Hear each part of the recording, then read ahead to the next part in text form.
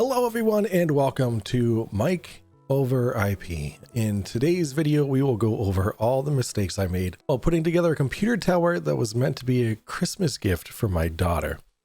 The original build was a simple one, an older Asus AM4 B550 motherboard with a Ryzen 9 3900X and 16 gigs of DDR4 3200 MHz RAM.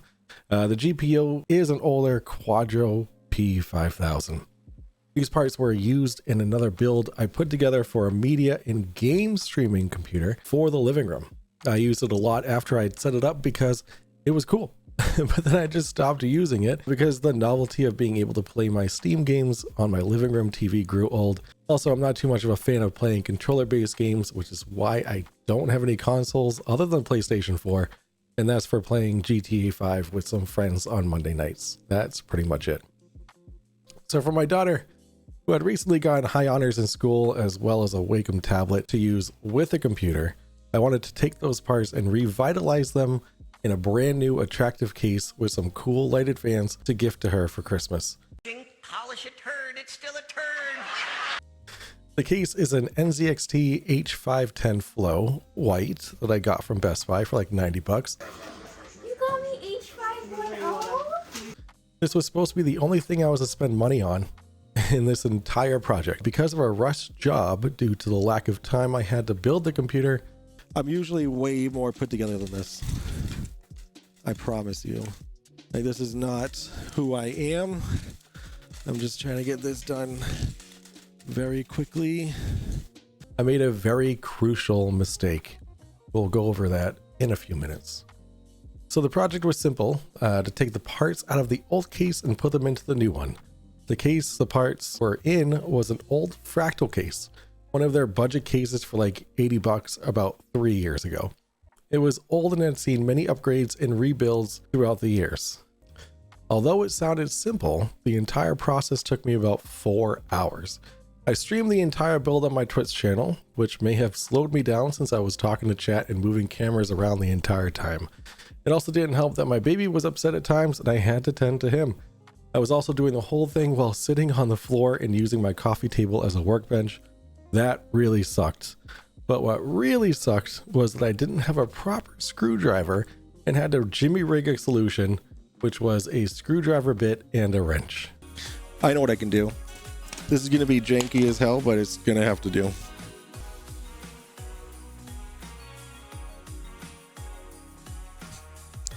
Trying to stay warm down in Texas? Is it cold down there? A new build wouldn't necessarily be bad. Oh my god, why are you screaming? Here, have Mr. Koala. Here you go, buddy. All right, let's see if this works. Holy shit. It's working. It wasn't until one of my viewers suggested door dashing a screwdriver from a close by store that I was able to get any real work done on this project. DoorDash a screwdriver? Are you a fucking genius? DoorDash a screwdriver? You think I can? I can get stuff from Tractor Supply, but not Lowe's. I don't even know where Tractor Supply is. I guess it'll tell me. 48-minute delivery. All right, let's see. Tools, screwdriver set, 32 bucks. I just need a screwdriver. 6-in-1 screwdriver, 8 bucks. It's gonna be an hour for it to get delivered. What time is it? 2 hours later. Order complete. Let's go get my screwdriver. You left it on the door handle to the vestibule. That is hilarious. She's like, fuck this guy. But look at this. It's a screwdriver. Boom. Far, I owe you so much for giving me that idea. For thinking outside the box. DoorDash me a screwdriver. Let's go. The time I had to complete this project was short. My wife was getting out of work in just a few hours and had to pick up the kids and drop them off at home. I couldn't have everyone walk into this huge mess I made, especially since it was all for a Christmas gift for one of my kids. Towards the last hour of the stream, I called my wife to ask her to stall the kids and to not take them home yet. The ETA was unknown. Hey, I have a request. My project's taken quite a bit longer than I anticipated. Would you be able to like keep the girls distracted until like 6 o'clock ish? As I was plugging in the power cables to the motherboard, I had plugged in only 6 pins of the 8 pins to the CPU power. The connector was off by a row. When I plugged it into power at the end to see it start up, there was nothing. Well, fuck. There's no power going to the motherboard. No lights, no indicator of power at all. I just needed to clean up quick. I ended the stream, cleaned up, and told my wife it was good to come home. I spent the next few minutes looking over the build, being flabbergasted that it wasn't turning on. I checked all the connections, and there it was. My heart sank.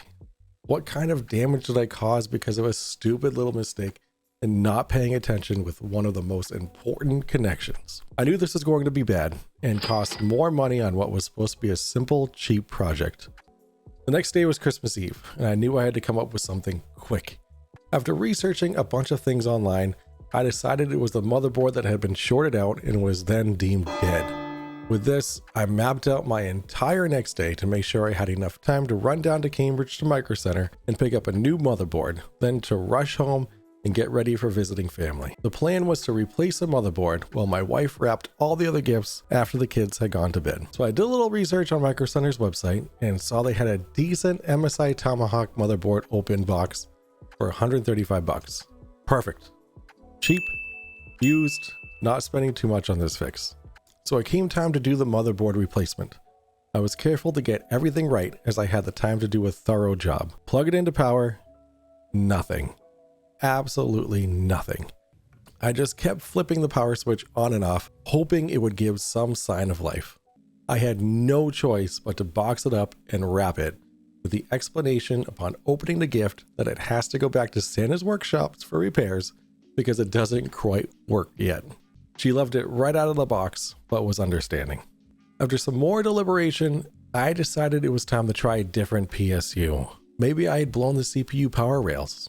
Maybe blew the entire PSU. It was an older PSU, non-modular, and only 700 watts. So 2 days after Christmas, I go to Best Buy and pick up a new PSU. I was hopeful. Get home, do the PSU swap. Still nothing.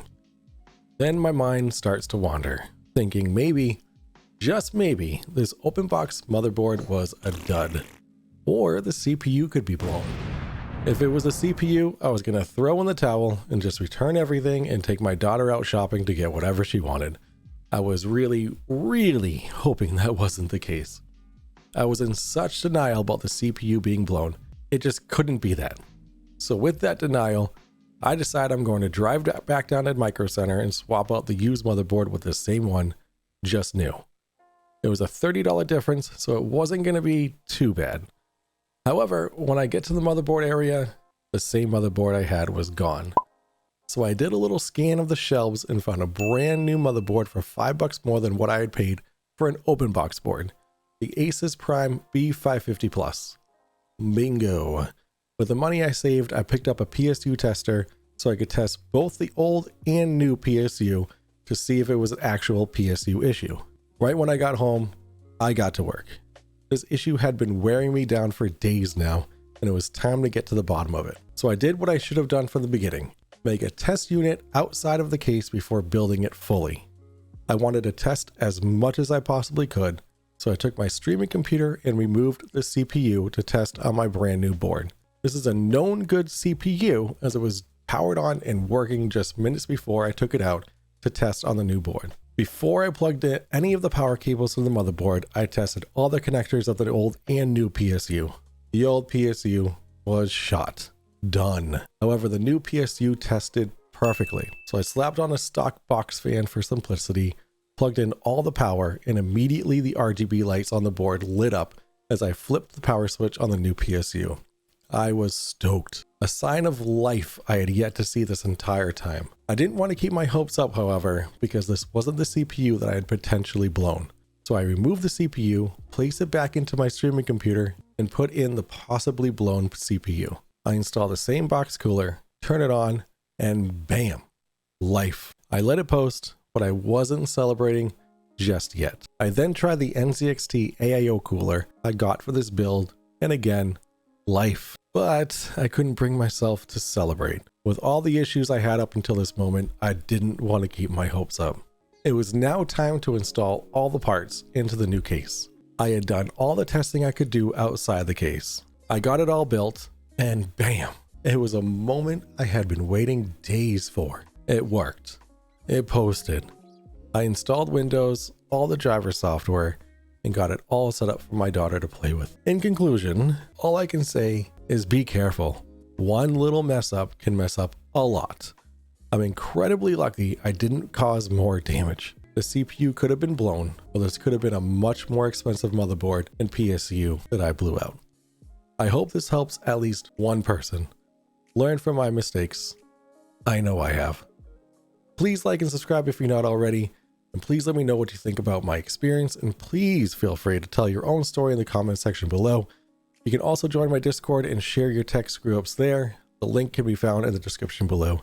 Thank you so much for watching, and have a great rest of your day.